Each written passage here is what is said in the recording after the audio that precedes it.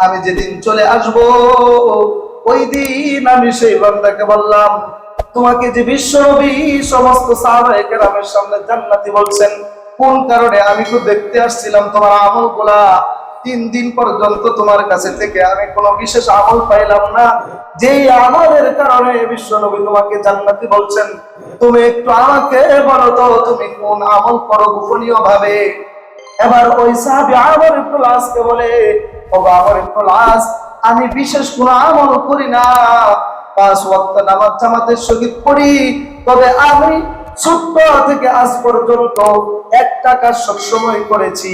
আমার হৃদয়ে আজও পর্যন্ত কোনোদিন কারো ভালো কিছু দেখে, কারো আইলেম দেখে, কারো সম্পদ দেখে, কারো প্রভাব প্রতিপত্তি দেখে দিলের মধ্যে কোনোদিনও বিন্দু মাত্র হিংসা আসে না।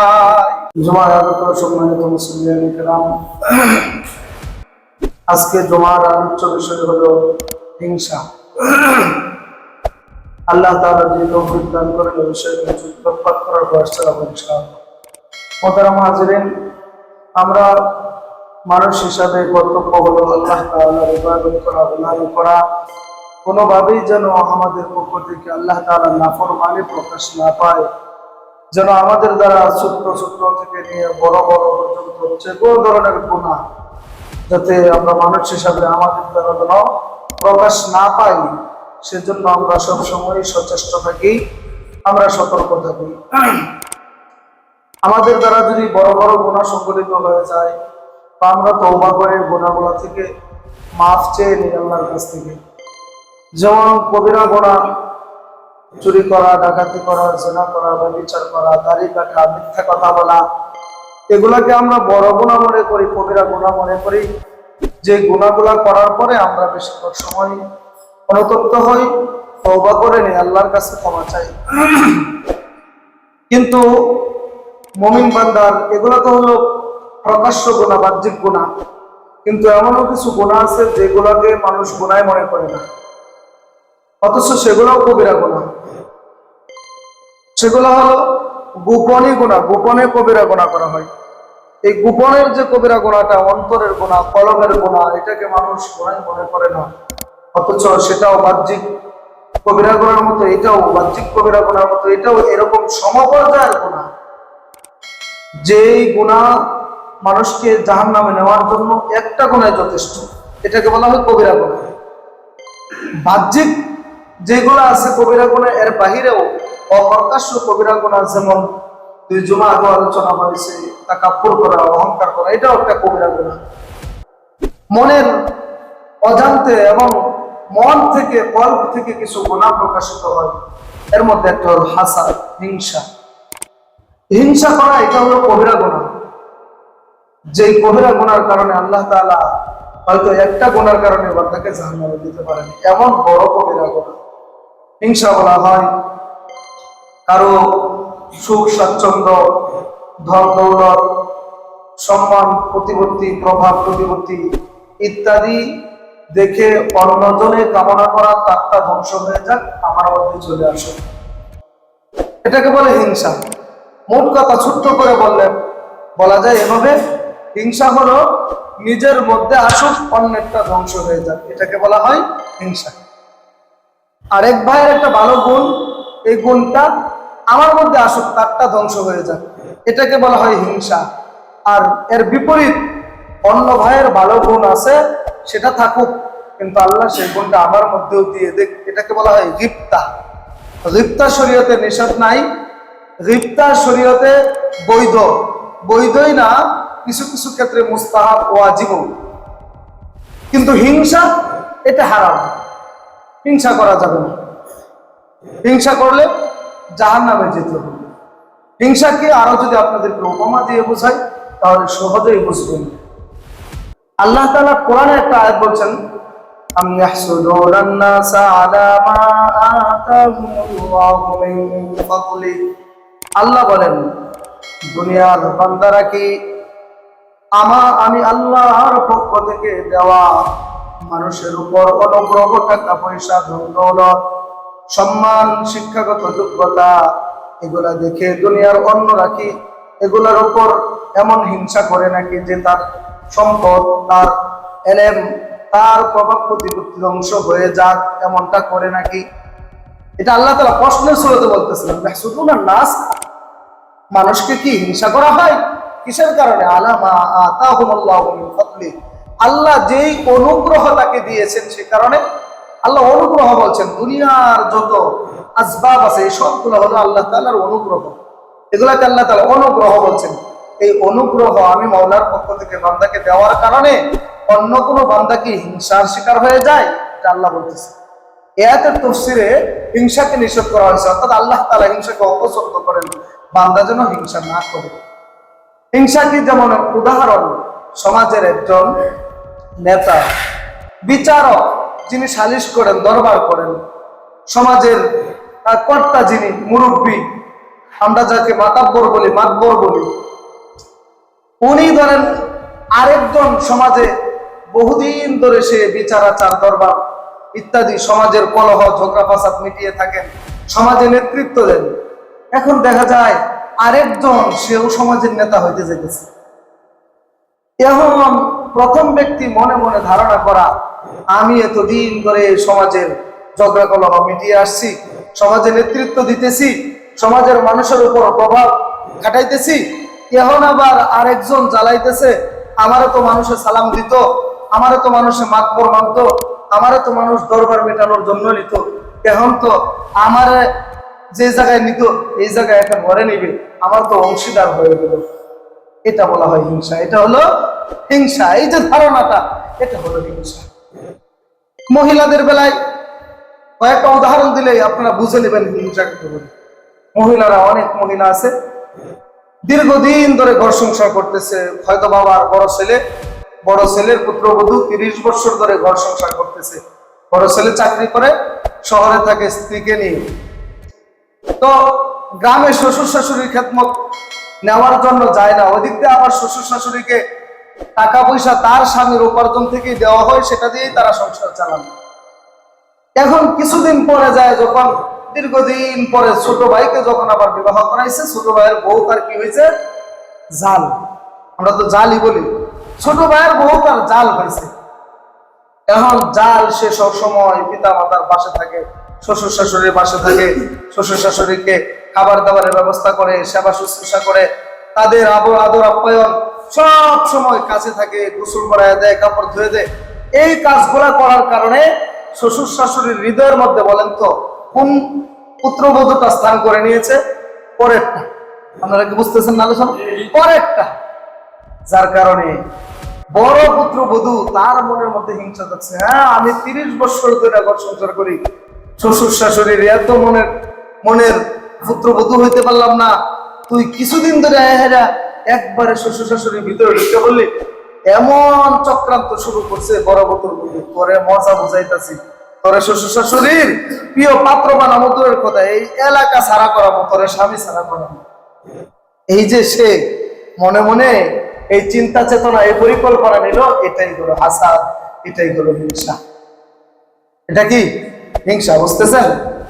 আমি মুফতি সাহেব, আমি বড় আলেম, আমি বড় মাওলানা, আমারে আপনারা মুফতি সাহেব বলেন, অনেকেই খতিব সাহেব বলে, অনেকেই বড় হুজুর বলে, মাদ্রাসার ছাত্ররা বড় হুজুর বলে। আমি বড় আলেম দেখে, আমি বড় খতিব সাহেব বিদায় আমাকে মানুষ সম্মান দেয়, সালাম দেয়।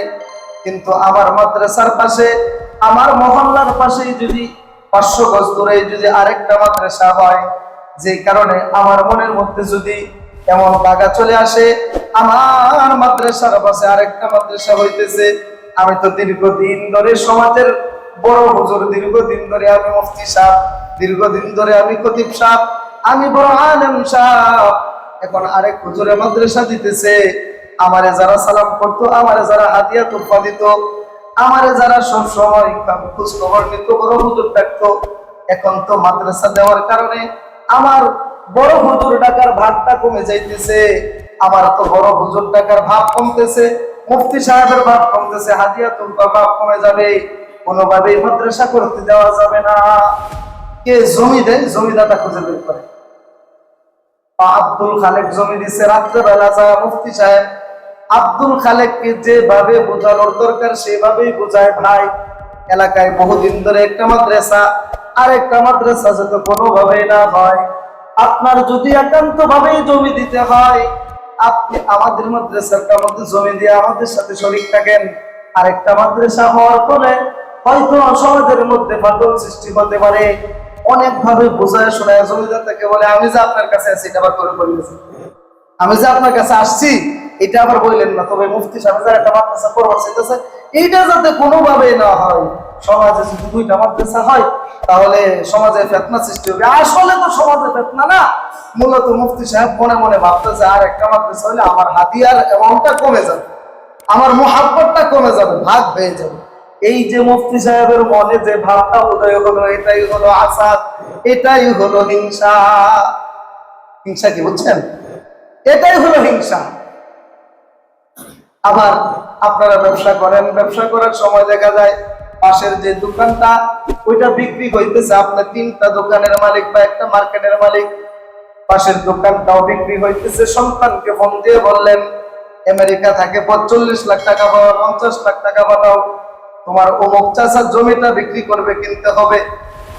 এইভাবে ফোন দিলেন, টাকা জোগাড় করতেছেন, জমি কিনবেন। ইয়ার মধ্যে আবার আব্দুর রহমানের জমিটা কিনে দিয়েছিলেন। আপনি টাকা জোগাড় করতে করতে আরেক ভাই আব্দুর রহমান সে জমিটা কিনে নিছে। এখন তো আপনার ঘুম হারাম।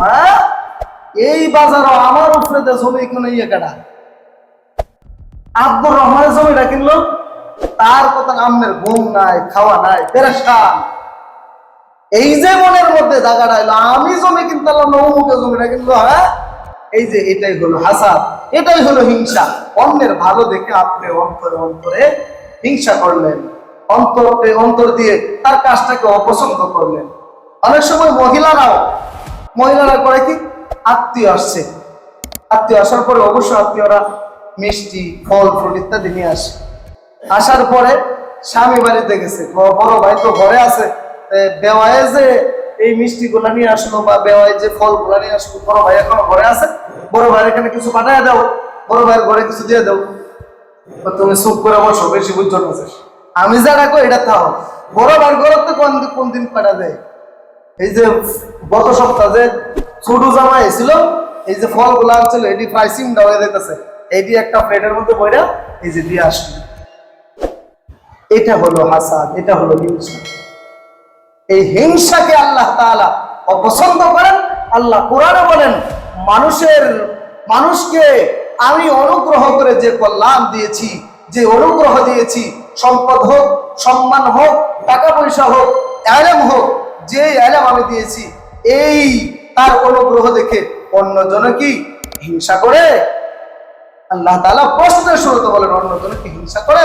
যদি হিংসা করে থাকে তাহলে সে আল্লাহ তাআলার পছন্দনীয় পাত্র না, আল্লাহর পছন্দের পাত্র না।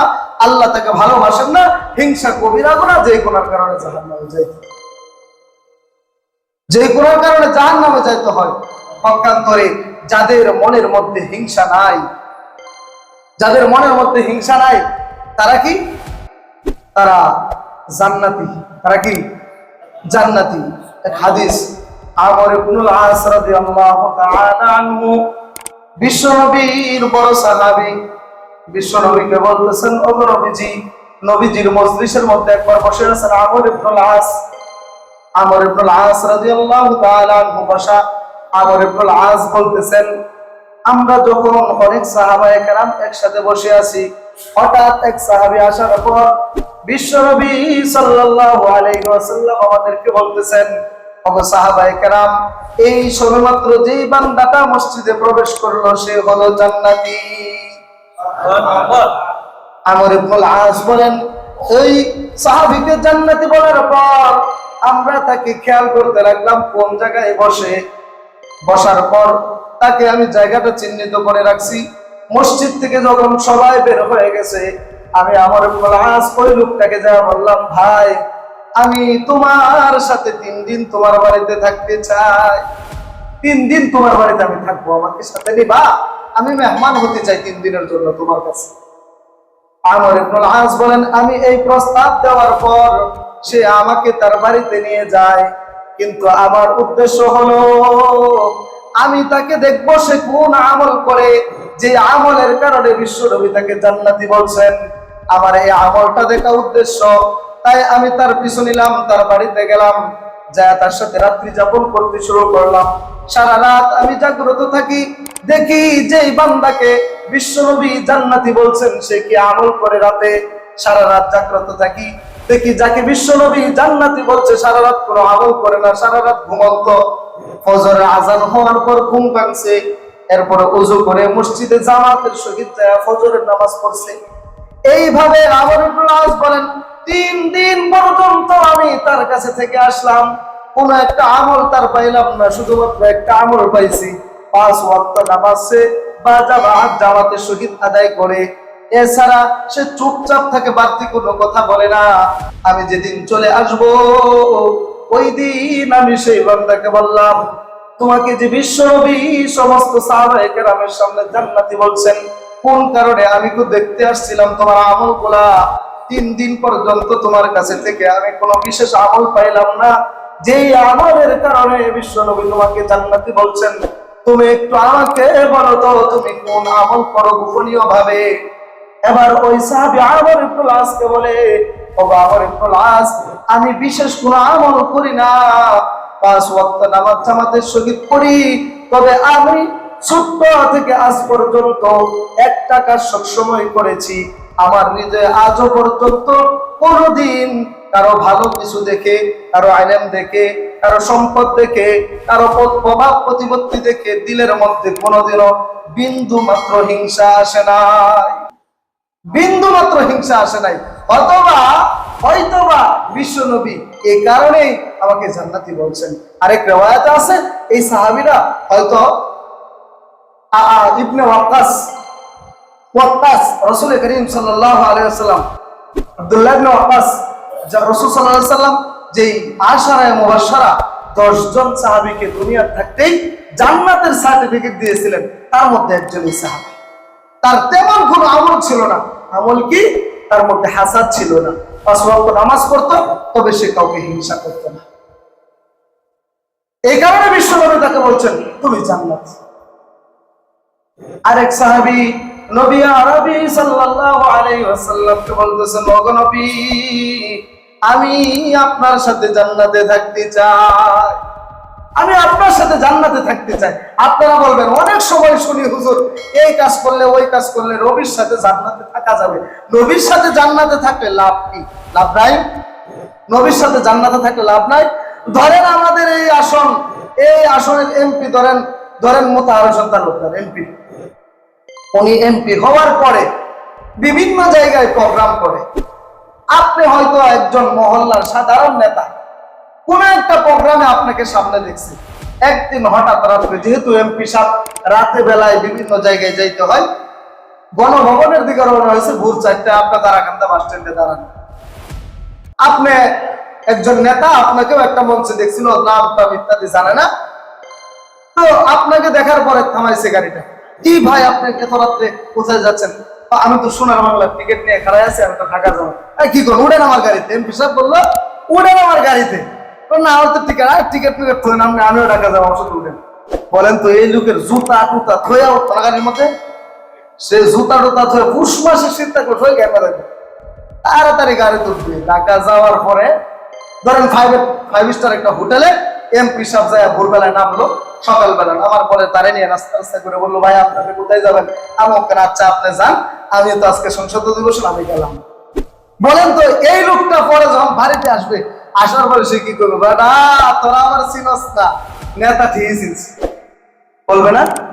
নেতা ঠিকই চিনছে, জুতা মুতা থয়ে হয়ে গেছে, শরীর গামায় লাগছে পুষ্পাটি দিতে, নেতা আমার খালি চিনছেই না, আমার গাড়িতে করে নিয়ে গেছে। গাড়িতে নেওয়ার পরে আবার 5 স্টার হোটেলে খাওয়াইছি, বেটা তোরা আমার চিনস না। এই বুঝেন, দুনিয়ার একজন এমপি সাহেবের সাথে একজন সাধারণ নেতা যাওয়ার কারণে যদি তার ভাব এমন হয়, যিনি বিশ্ব নেতা, ওনার সাথে যদি জান্নাতে যাওয়া যায়, ভাবটা কেমন হবে? ভাবটা কেমন হবে? এই জন্য নবী করিম সাল্লাল্লাহু আলাইহি ওয়াসাল্লামকে এক সাহাবী বলছেন, এইভাবে বিভিন্ন সময় বিভিন্ন সাহাবীরাও বলে, আমরাও বলি, আল্লাহ আমরা যেন নবীর সাথে জান্নাতে থাকতে পারি। তো এই আকাঙ্ক্ষা নিয়ে এক সাহাবী বলছেন, ওগো নবী, আপনার সাথে যেন জান্নাতে থাকতে পারি। নবী করিম সাল্লাল্লাহু আলাইহি ওয়াসাল্লাম বলছেন, মাই ইয়াহফাযুল কলবা মিন হাসাদিহি তিনটা গুণের কথা বলছেন, তোমার মধ্যে কি ওই 3 গুণ আছে কিনা? যার মধ্যে এই 3 গুণ থাকবে সে আমি বিশ্ব নবীর সাথে জান্নাতে যাইতে পারবে। 1 নাম্বার গুণ হলো মাই ইয়াহফাজুল কলবা আলা লিসমিন মিন হাসাদিহি, যার হৃদয়টা, যার অন্তরটা, যার দেহটা হাসাদ বা হিংসা নামক এক ধ্বংসাত্মক বস্তু থেকে হেফাজত, নিরাপদ, সে নবীর সাথে জান্নাতে যাইতে পারবে। হিংসা যদি তোমার মধ্যে না থাকে, আমার এটা বলা উদ্দেশ্য। বাকি আরো দুটো হলো, যার মধ্যে যে জীবনে মিথ্যা কথা বলবে না, যার 2 চোখ অশ্লীল জিনিস থেকে হেফাজত থাকবে, অশ্লীল বস্তু দেখা থেকে সংরক্ষণ করবে। এই 3 গুণ যার সাথে থাকবে, নবী বলছেন তাকে জান্নাতে নবীর খুশি রাখবেন। আরেকটা হাদিস বলেই এটার সাথে মিলিয়ে দিতেছি। নবী করিম সাল্লাল্লাহু আলাইহি ওয়াসাল্লাম তার সাহাবী, তার খাদেম, 10 বছরের খাদেম আনাস ইবনে মালিক রাদিয়াল্লাহু তাআলা, আনাস ইবনে মালিককে বলতেছেন, ইয়া বুনাইয়া, হে বৎস, হে গোলাম। নবীজি গোলাম বলছেন, গোলাম। সাহাবায়ে কেরাম তারা সব সময় এই আশা আকাঙ্ক্ষায় থাকতো, বিশ্বনবী যেন আমাকে গোলাম বলে, আমাকে যেন তার খাদেম বলে। ওমর ফারুক রাদিয়াল্লাহু তাআলা আনহুর জামানায় ওমরের ছেলে যাকে বলা হয় আব্দুল্লাহ ইবনে ওমর, তার সাথে রাসূলের নাতি হাসানের সাথে, হাসান এর সাথে একটু কথাবার্তা লাগছে, একটু কথা কাটাকাটি হইতেছে। ওমর তিনি ছিলেন খলিফাতুল মুসলিমিন, ওই সময়ের বাদশা, অর্ধ পৃথিবীর বাদশা ওমর। তিনি তার ছেলে আব্দুল্লাহ ইবনে ওমর আর কে, রাসূলের নাতিকে হাসান, দুইজনের মধ্যে ঝগড়া লাগছে। ঝগড়া লাগার পরে হাসানে ওমরের ছেলেকে গালি দিছে গোলামের পুত কইয়া। কি কইয়া? আমরা সমাজে কই না গোলামের পুত, তো বলছে গোলামের পুত, তুই আমার লগে ঝগড়া করাস।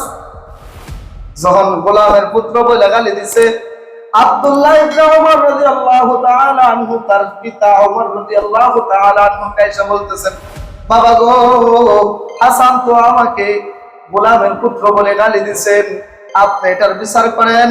খলিফাতুল মুসলিমিন সমাজের মধ্যে ঘোষণা দিয়ে দিয়েছেন, আলান দিয়েছেন, তোমরা সবাই বসবা, আমার ছেলেকে হাসানে গোলামের পুত বলে গালি দিয়েছে, আজকে বিচার হবে, তোমরা বসবা। সমস্ত সাহাবায়ে কেরাম সবাই তাকিয়ে আছে, সবাই পেরেশান। আজকে মনে হয় ওমর রাসূলের নাতিকে প্রহার করবে বা বিচার করবে, তাকে, তার ছেলেকে গোলামের পুত্র বলছে বিদায় সবাই আতঙ্ক ভয়ে জড়সড় হয়ে বসে আছে। ওমর রাদিয়াল্লাহু তাআলা আনহু রাসূলের নাতিকে বলতেছে, হাসান, তুমি কি সত্যি আমার সন্তানকে গোলামের পুত্র বলেছো কিনা? হাসান বলে, হ্যাঁ, বলবো না তো কি করব, আপনি আমার নানা মুহাম্মদুর রাসূলুল্লাহর কি গোলাম ছিলেন না? ওমর বলে, হ্যাঁ, আমি তো তোমার নানার গোলাম ছিলাম, গোলামি করেছি। বলে, তো আপনি আমার নানার গোলামি যেহেতু করেছেন, আপনাকে গোলাম বলে আপনার সন্তানকে গোলামের পুত্র বলে গালি দিলে সমস্যা কোথায়? ওমর বলতেছেন, ওগো সাহাবায়ে কেরাম, তোমরা সবাই সাক্ষী থেকো, হাসান রাসূলের নাতি আজকে আমাকে দুনিয়াতে গোলাম বলেছে, কাল কিয়ামতের দিন তোমরা সবাই সাক্ষী দিও, আমি যখন নবীর কাছে যা বলবো, নবী, আপনার নাতি আমাকে গোলাম বলেছে। তাই দুনিয়ার নিজাম হলো, যে গোলাম হয়, গোলামের সমস্ত দায়িত্ব তার মনিবের উপর। আজ কিয়ামতের দিন আমি উমরের যত দায়িত্ব আছে সব আপনার উপর, তার কারণ আপনার নাতি আমাকে গোলাম বলে স্বীকৃতি দিয়েছে। সাহাবায়ে কেরাম দেখেন, বিচার করার জন্য মানুষ সমবেত করে নাই, অন্যকে যে গোলাম বলছেন রাসূলের নাতি, তার স্বীকৃতিটা নেওয়ার জন্য, যাতে এই উসিলায় কাল কিয়ামতের দিন কমপক্ষে রাসূলের কাছে সমস্ত দায়িত্ব দিতে পারেন। তো রাসূল আনাসকে গোলাম বলছে, হে গোলাম, তোমার একটা নসিহত করবো, শুনবা? আনাস বলছেন, হ্যাঁ নবীজি, আপনি বলেন, আপনি কি নসিহত আমাকে করবেন? আনাস, তুমি দৈনিক যখন ঘুমাইতে যাবা, ঘুমাইতে যখন যাবা, তখন একটা স্বচ্ছ পিয়ালা নিয়ে তোমার কলটা পিয়ালার মধ্যে রাখবা, রাইখে দেখবা এই কল্পের মধ্যে সারাদিন তুমি যে সারাদিন কাজকর্ম করছো, এই সারাদিন যে কাজকর্ম করছো, এর মধ্যে কি হিংসা, হাসাদ আছে কিনা এটা তুমি পরীক্ষা করে দেখবা। যদি হিংসা না থাকে, তাহলে আনাস, সারা রাত্র যদিও তুমি ঘুমাবা, আল্লাহ তাআলা তোমার ঘুমটাকে তাহাজ্জুদে পরিণত করে দিবেন। তোমার মধ্যে যদি হিংসা না থাকে, সারা রাত ঘুমাইবা, ঘুমটা হয়ে যাবে তাহাজ্জুদ। আবার আনাস তোমার রাত্রে যখন শেষ হয়ে যাবে, ভোরবেলা উঠা তুমি আবার রাত্রে যে কাজকর্ম করেছো, ইবাদত করেছো বা যাই করো, ওইটাও পেয়ালার মধ্যে তোমার কলটা রাখা দেখবা তোমার সারা রাত্রের ইবাদত, সারা রাতের কাজ কর্মের মধ্যে হিংসা আছে কিনা। যদি হিংসা না থাকে, দিনের বেলা তুমি ব্যবসা করো, বাণিজ্য করো, তুমি ক্ষেত খামারে চাষ করো, তুমি যাই করো, বিচার আচার করো, তুমি ঘুমাও বা যাই করো, খাও, যেটাই করো, সবটুকু আল্লাহ তাআলা ইবাদতের মধ্যে গণ্য করে দিবে।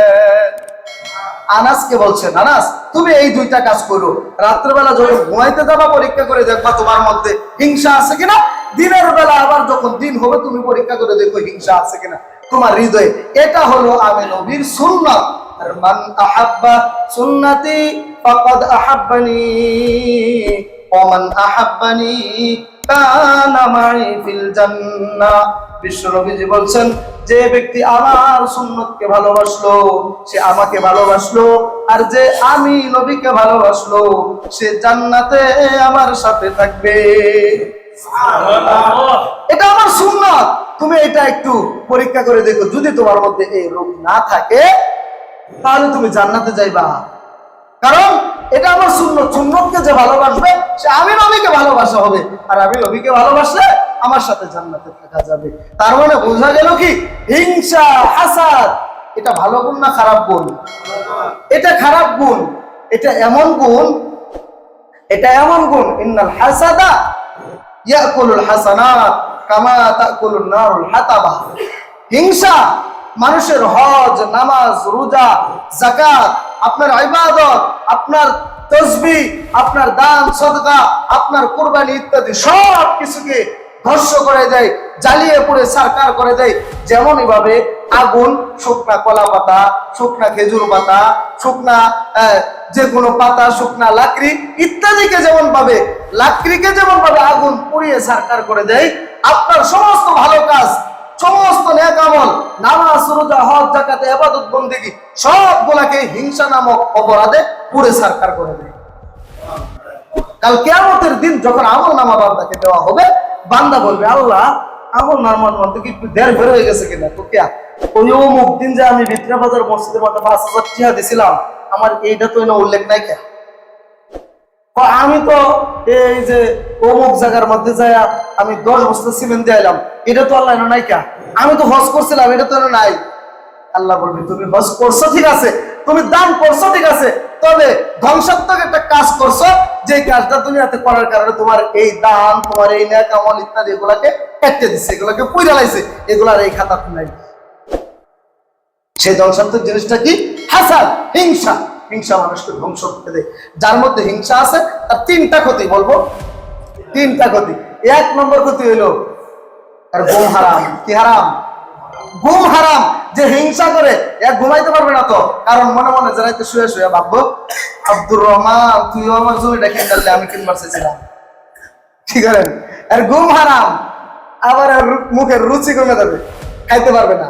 কারণ খাইতে যখন বসবে তার তো পেরেশান, মুখে অত বড় বিল্ডিং করে আছে, আমি অনেক কথা বলবো, আমার ফুতান তোরা কি করস না করস, কি বসে, এই যে একটা মনের মধ্যে পেরেশানি ভাব, যার কারণে খাবার 11টা আইটেম থাকলেও খাবার খাইতে মন চাইবে না। আর যদি হিংসা মনের মধ্যে কারোর মধ্যে না থাকে, পান্তা বা তার কাঁচামরিচ দিলেও 3 প্লেট ভাত খাবে। কিন্তু হিংসা যদি কারোর মধ্যে থাকে, এর 12 আইটেম দিলেও এর পেটে ভাত যাবে না। এলো হিংসা যার মধ্যে থাকে।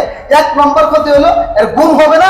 2 নম্বর হলো তার কি হবে না, তার রুচি কমে যাবে মুখে। 3 নাম্বার হলো ওই যে হাদিসটা বললাম, যত আমল সে করছে দুনিয়াতে সমস্ত আমলকে হিংসা নামক আগুনে জ্বালায় দিবে। এলে হিংসা যদি কারোর মধ্যে থাকে 3 ক্ষতি। তবে হিংসা হিংসা হয়তো আমাদের সবার মধ্যে, আমরা যেহেতু মানুষ হিসাবে আমাদের মনের মধ্যে একটু হিংসা থাকতেই পারে। কি বলেন? হিংসা নাই আমাদের মধ্যে? আছে তো কিছু না কিছু, নাকি? অন্যের ভালোটা সহ্য করতে পারে এমন মানুষ সমাজে খুব কম, খুব কম, নাই বললেই চলে। যত বড় হাজি সাহেব কোন, যত বড় মুফতি সাহেব কোন, আমার মতো কত মুফতি সাহেব আছে, আরেক মুফতির ইমামতি দেখা, আরেক মুফতির মাদ্রাসার শিক্ষক দেখা, আরেক মুফতির শান শৌকত দেখা, এর মনের মধ্যে মুফতিরে যদি পাই ঘেরে মেরে ধরে ব্যায়াম বাজায়। কি বলেন? অবাস্তব এগুলা। হিংসা যত বড় মানুষ হোক, হিংসা আছে, তবে হিংসা দূর করার ঔষধ আছে না? দেহের মধ্যে যদি রোগ হয় দেহের চিকিৎসা করা সুন্নত, কিন্তু কলবের মধ্যে যদি রোগ হয় কলবের চিকিৎসা করা ওয়াজিব।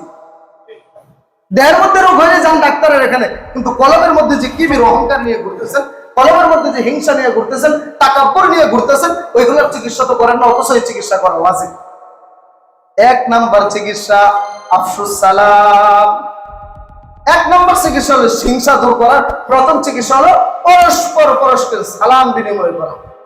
যাকে দেখলে আপনার হিংসা হয়, হিংসা দূর করার ওষুধ, তাকে আপনি সালাম দিবেন। একবার হয়তো এইবার ফিরে দিবেন, আরেকবার এইবার ফিরে দিবেন, এইবার ফিরে দিতে দিতে একদিন সোজা ফিরে দিবেন, আসসালামু আলাইকুম।